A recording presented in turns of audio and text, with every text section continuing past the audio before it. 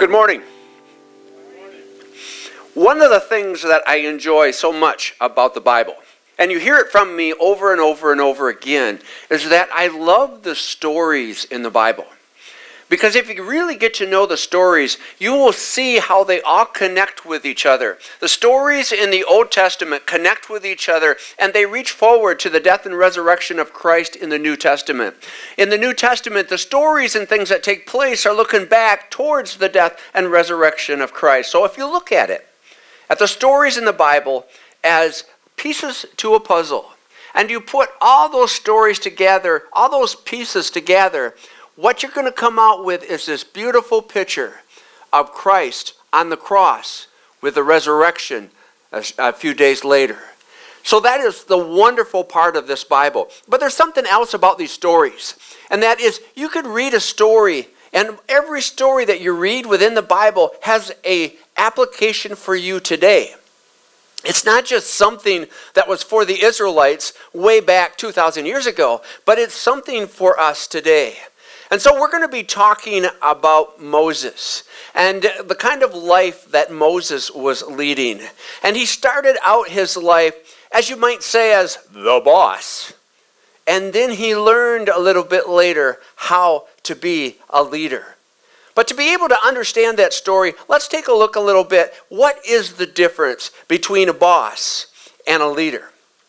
Now think a little bit about the bosses that you've had in your life. And I'll do the same thing, and that's where I come up with some of the stories that I come up with this morning. But think of the bosses that you've had in the past. Now, a boss demands, but a leader coaches. What does that look like? So you have a boss who walks into your office in the morning, and he says, these are the 12 things that I want you to accomplish in the next 5 days. Get them done, and then tell me on Friday if you have accomplished them.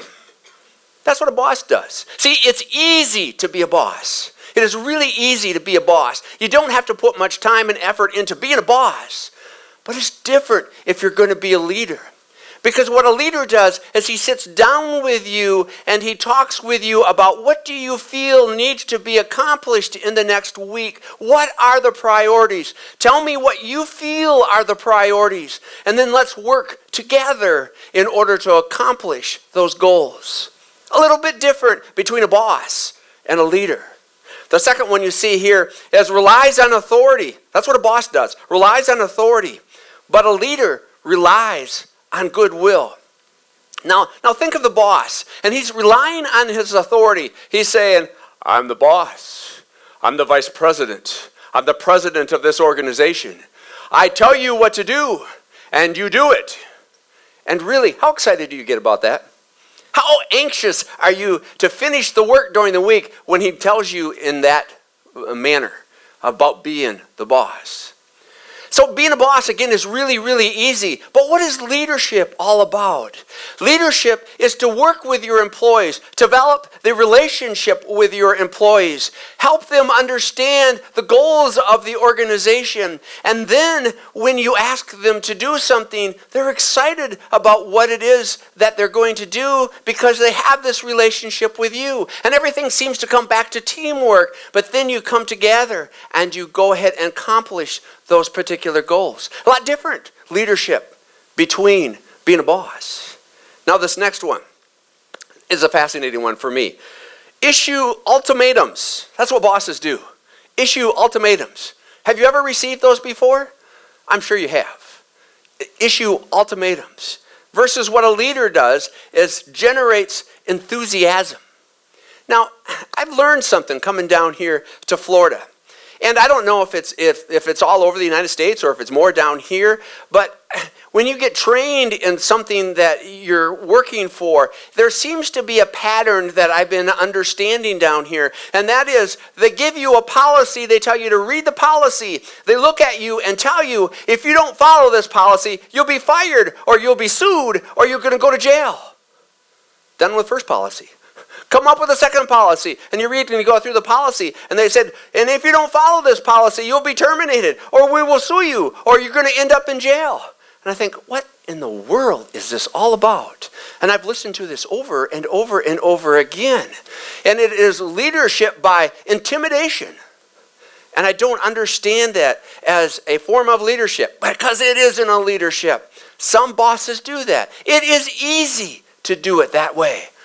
But what is the leadership style about it? This is what we see here in the Source Church. What is the leadership style on this? You find out what the vision is of your organization. And then you find out what the mission is. How do you carry out that vision? And what is the purpose of your organization? And when you put that all together and you learn and understand what that all is, then when you read a policy, you understand what that policy is for, because that policy directs right back to that vision, to that mission, and to that purpose. And so when there is an exciting product they're trying to sell, or if there is a part in social work where you're trying to make a difference in people's lives, it is so much more fun when you have this enthusiasm to go ahead and make a difference because you understand why. But if you don't understand why, it's just really, really hard to be able to do the job that you're supposed to do. The next one is says I. That's what a boss does. Says I. And the leader says we. Again, that's a teamwork type of thing. But this is really important because I want you to hear this morning, because this is what Moses had problems with. And this is what we're going to talk about Moses this morning and his leadership style. But it pretty much was all about I at the beginning. He didn't really look at the leadership part of it. And at a certain point in time, he learned that, you know what? You got to work together. You got to work with more people. You can't do this stuff by yourself.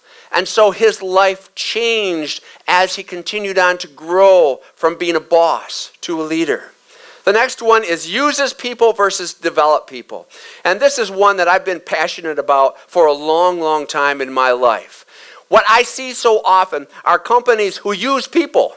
What they want to do is they want them to get them in. They want them to do a certain job. They push them until they can hardly push them anymore, and then they get them out, and they get new people in, and they start that same process over and over and over again. They push, they push, they push out.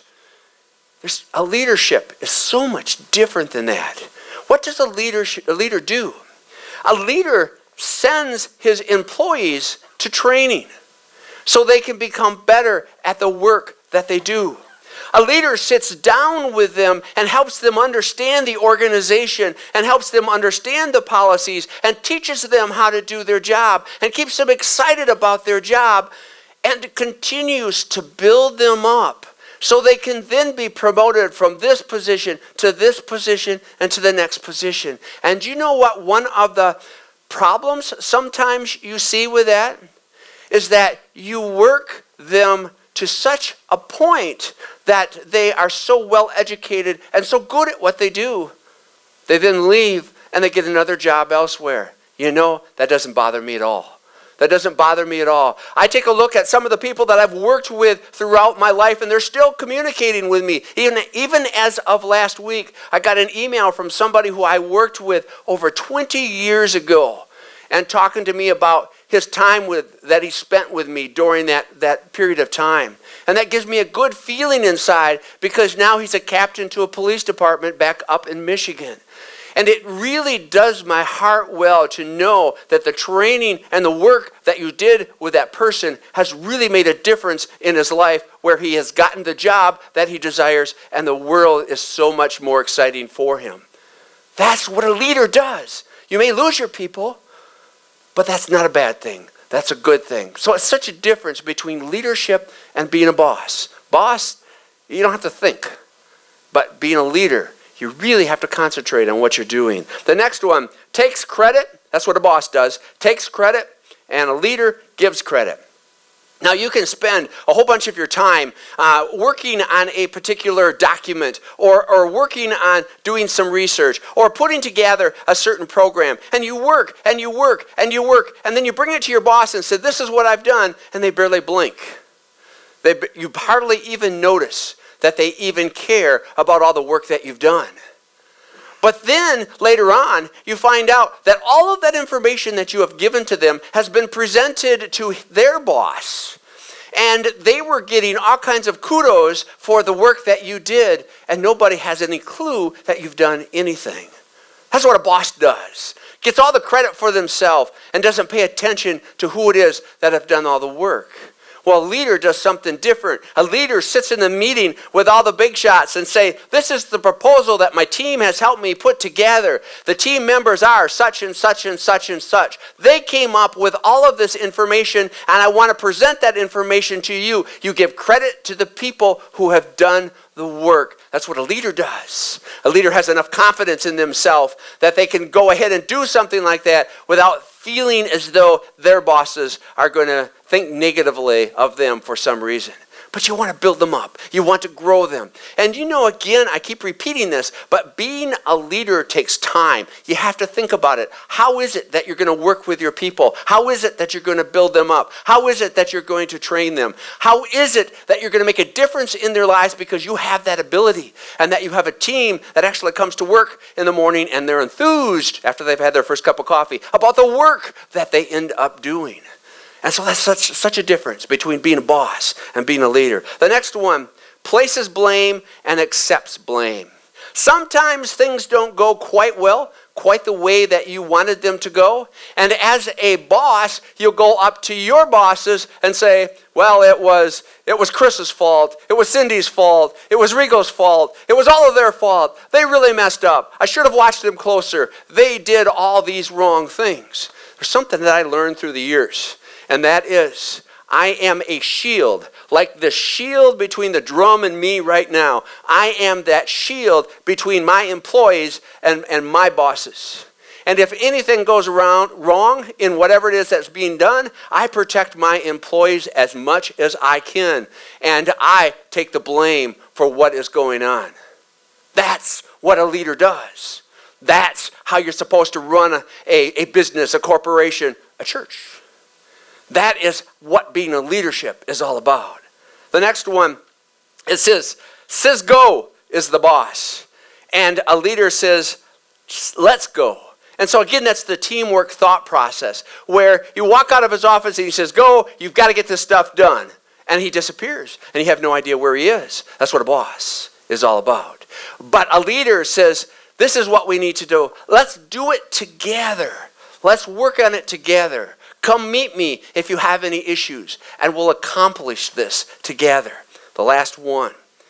It says, my way is the highway, or I should say, my way is the only way. That's what a boss says. And a leader says, strength is in unity. Strength is in unity. If any of you have a working career, which I know most of you do, you will have had a boss at some point in your life that looks at you and says, it's my way or the highway. Either do it the way I want it done or leave. A leader doesn't do that. He gets groups of people together to help make decisions. And I have just one little story about that. And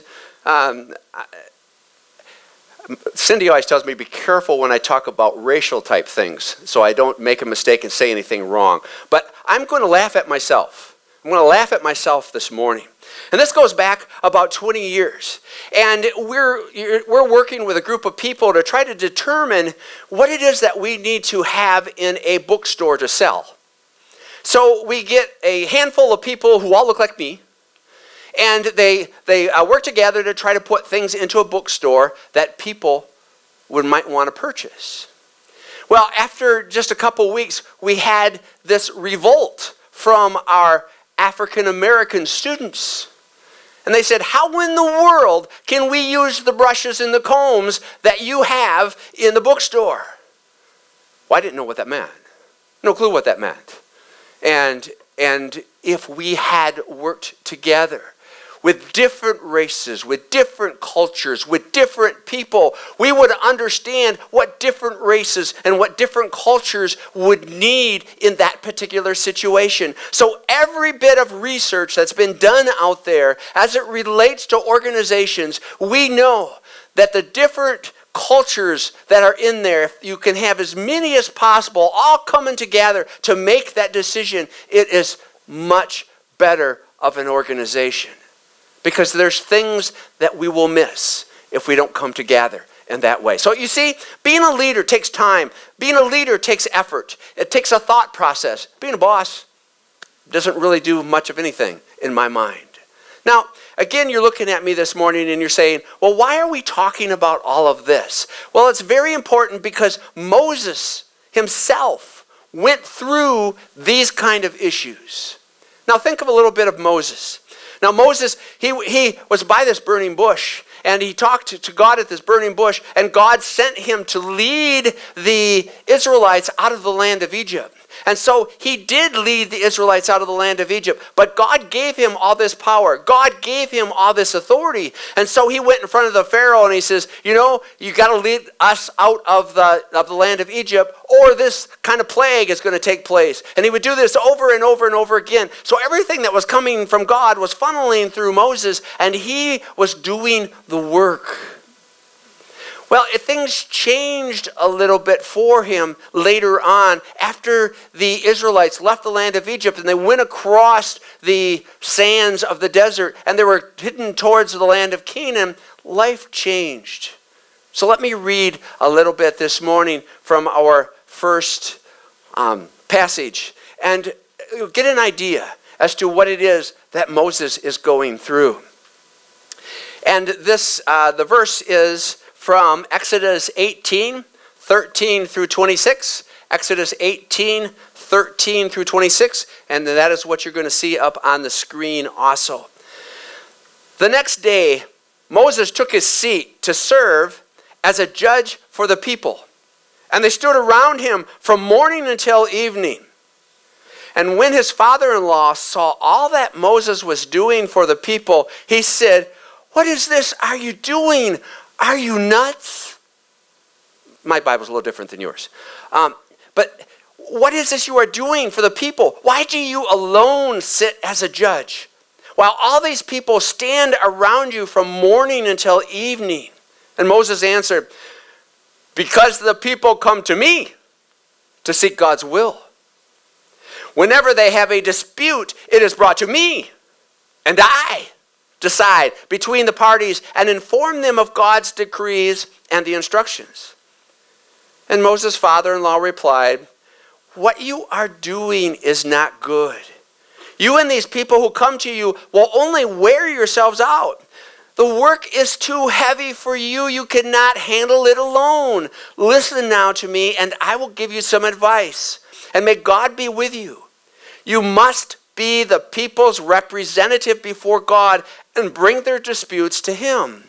Teach them his decrees and instructions." Again, what it says is teach them his decrees and instructions and show them the way they are to live and how they are to behave.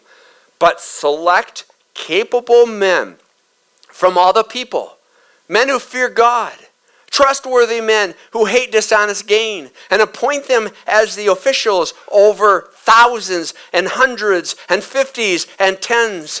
Have them serve as judges for the people at all times, but have them bring every difficult case to you.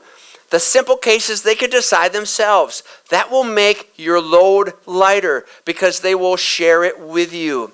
If you do this, and God so commands, you will be able to stand the strain, and all these people will go home satisfied. Well, Moses listened to his father-in-law and did everything he said. And he chose capable men from all Israel and made them leaders of the people, officials over thousands and hundreds and fifties and tens. And then they served as judges for the people at all times. The difficult cases they brought to Moses, but the simple ones they decided themselves. Do you hear the change that's taken place in Moses? Moses, for some reason, thought it was all about him. I'd like to talk about just a few points this morning in regards to this. And the first one, Moses thought that he was indispensable. Moses thought he just was the person who had to run everything. Now think about this. In Numbers, one of the verses talks about how they counted the Israelites, and there were 600,000 fighting men. So if there were 600,000 fighting men, and each one had a wife, we're up to 1.2 million. And then if they had kids, you're getting over 2 million people who are in that desert or more. How is one person going to be able to handle all of those people. But you hear it from what Moses said. And Moses said, it is I. It is I that gets all of this. He said, Moses answered, because the people come to me to seek God's will. Whenever they have a dispute, it is brought to me, and I decide between the parties and inform them of God's decrees and instructions. For some reason, he thought he had to do it all. You know how some bosses think that they have to do it, otherwise it's just not going to get done the right way? I'm sure you've heard that a couple times in your life. But in this case, how is Moses supposed to do all of this? He thought he was indispensable, and I can understand why. Because again, he was God's funnel of information for such a long length of time. Everything that he went and talked to the Pharaoh about, he did. All the plagues that took place, he brought them in through God into the land of Egypt. All the communication was coming through him. He thought that he was the person. And in many ways, he was for a period of time. It's like the difference when you have a small business and that business grows and it grows and it grows and it gets way too big for you to handle on your own, and you need more people to help you. But if you don't want to handle it, if you want to handle it all on your own, that business is going to fall flat. And that's what Jethro was seeing when he came to visit Moses and wondered, what in the world are you doing, Moses? Why are you trying to handle all of this by yourself? The second point this morning is Moses was doing himself and his family wrong. Can you guess how often his wife and his kids saw Moses? It says it in the Bible here that he was there from morning until night. Sort of reminded me of Chris a little bit and the work that he does. It's sort of like, well, yes, I have a family, but I've got this God thing that I need to do. So therefore, I disregard my family and I do this God thing.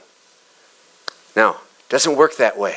Your family is one of the most important things in your life. God is first, I know that, but you have to spend time with your family.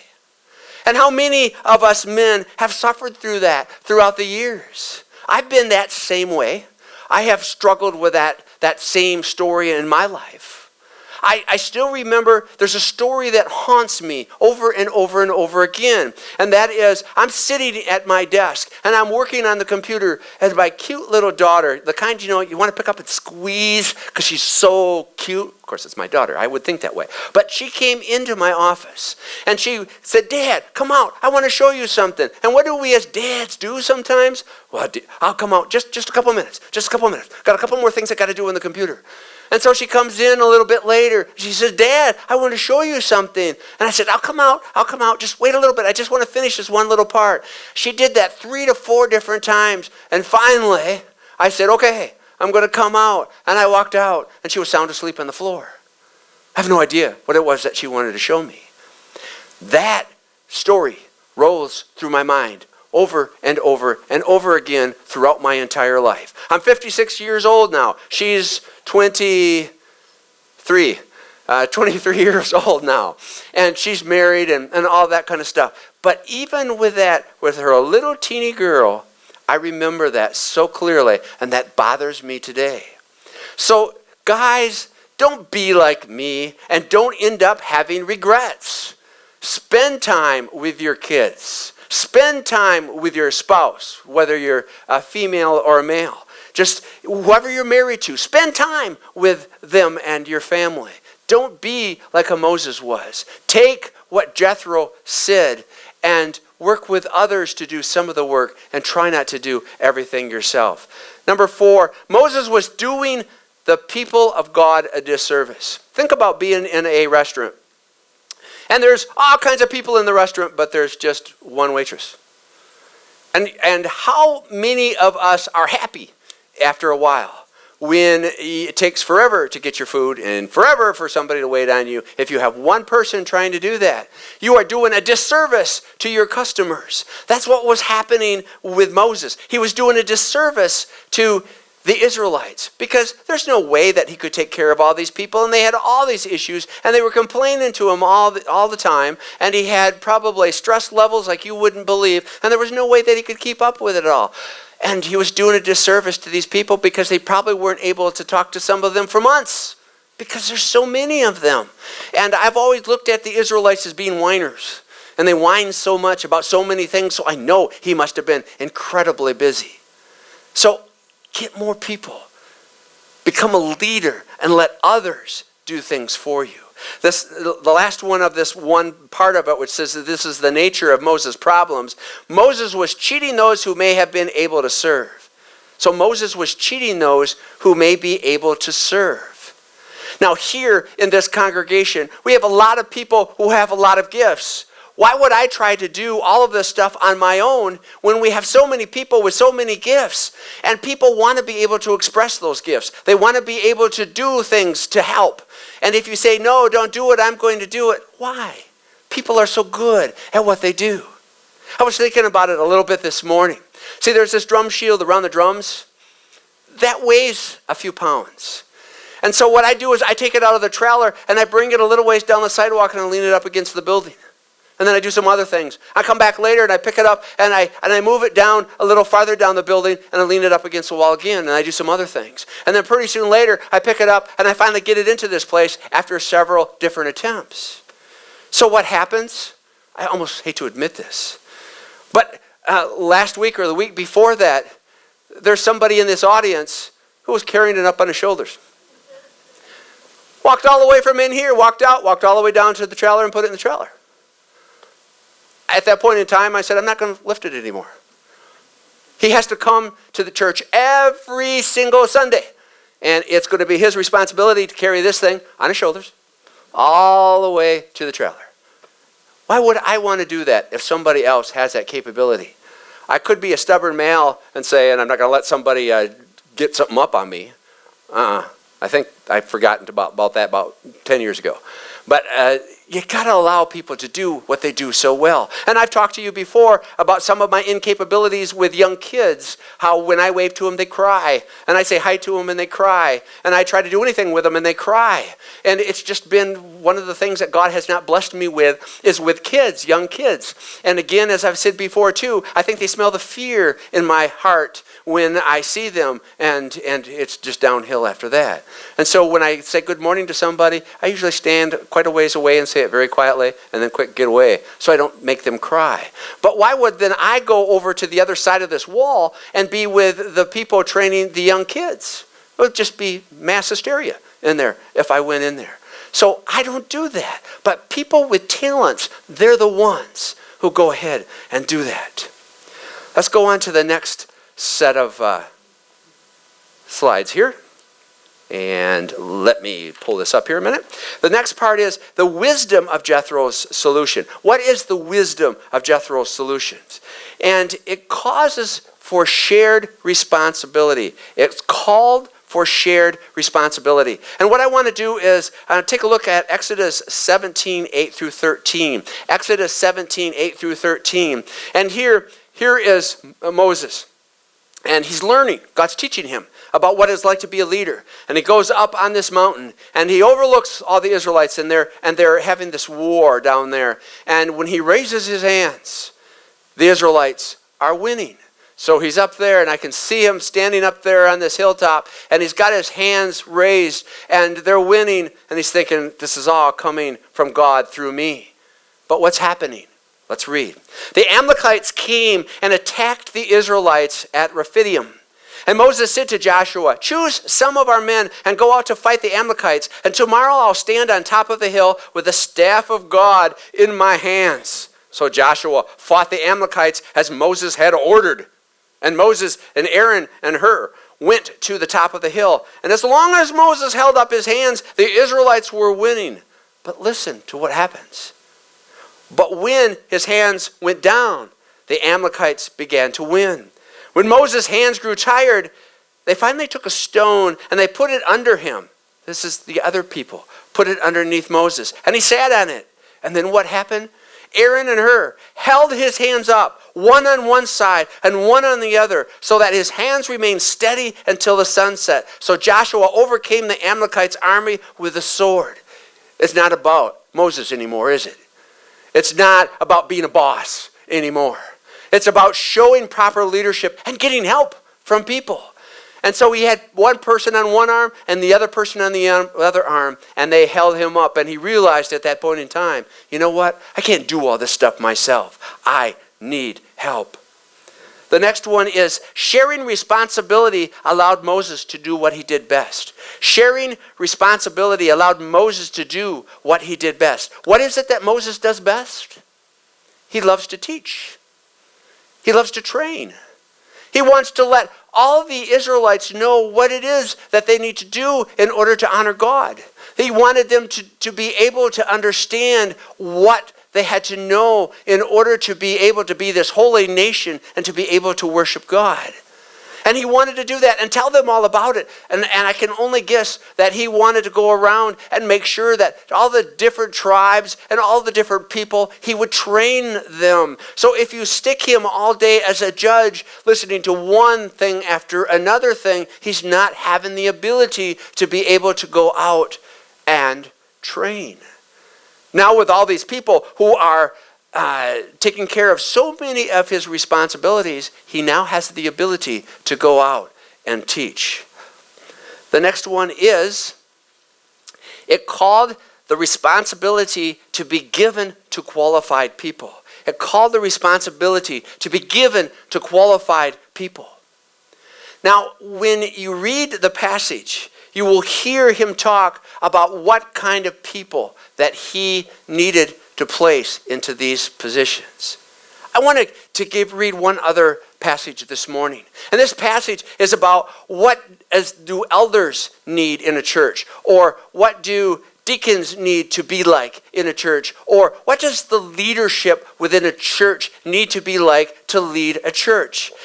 And it goes as follows. This is from 1 Timothy 3, 1 through 4. From 1 Timothy 3, 1 through 4. And it says, "Here is a trustworthy saying. Whoever aspires to be an overseer, a leader within the church, desires a noble task. Now the overseer is to be above reproach, faithful to his wife, temperate, self-controlled, respectable, hospitable, able to teach, not given to drunkenness, not violent, but gentle, not quarrelsome, not a lover of money. He must manage his own family well and see that his children obey him, and he must do so in a manner worthy of full respect." So when you place people in positions within a church, this is what the example is for placing people within a church. And they would do wonderful things for the church and wonderful things for the organization. As well as when you hire people into your positions within your businesses, you look for people with certain qualifications, because when they have these qualifications, it will make such a difference to your organization. So there's all of these things that we need to pay attention to in order to be a leader and not a boss. Now, in conclusion, many of you are thinking, well, there's no way that I'm going to be a leader. So really this isn't really relevant to me. Oh, but God loves to use all of you in leadership type positions that you will never really know about until you fall into them. Because think of Moses. And Moses was at the burning bush, and when he was at the burning bush listening to God, and God was saying, please move the Israelites out of the land of Egypt to the land of Canaan, he was saying, no, I don't want to do that. No, nobody's going to listen to me. No, I don't have authority. No, I'm scared to do it. Please, God, find somebody else. And then suddenly, as we go farther on into the Bible, he becomes this incredible leader of a nation. We have a person by the name of David, and he is a person who takes care of sheep. And he herds sheep. And that's what he does. And he becomes the king of Israel. A shepherd, becoming a king. God used him as being one of the greatest leaders that the Israelites had ever had in their life. And then you get Nehemiah, and Nehemiah, he was a cupbearer to the king, but he really wanted to do something to the land of Jerusalem, because during his time of his life, it was in ruins. And so what he did is he led a group of people, and they went there and they helped rebuild the Jerusalem and rebuild the city. Would he ever have thought that he would have that capability? No, God gave him that capability. I can go on the list. Saul. I have to laugh with Saul. He was chasing a mule, trying to catch a mule. And during that whole episode, he was then anointed as the king of Israel during his day. And that's what he did. And he suddenly became this great king. I can go on to Gideon, who overcame this great nation, and he fought them with like 500 people. And this nation had more people that looked like locusts on a field. There were so many of them. So I can go over more and more and more and tell you story after story after story, which I would love to do for the next couple hours. But I'm getting information on my monitor here is, cut it down. It's taking too long. But I could tell you stories forever. But I want you to realize that you are going to be in leadership positions someday in your life, and you may not even understand it now, but it will take place, and it will happen. And what I want you more than anything else is to follow the biblical leadership and follow God as your direction, and to be able to make a difference in the lives of people by being a leader and not just a boss. Shall we pray? Lord, we learn so much from the Bible, and we learn so much from the stories within the Bible.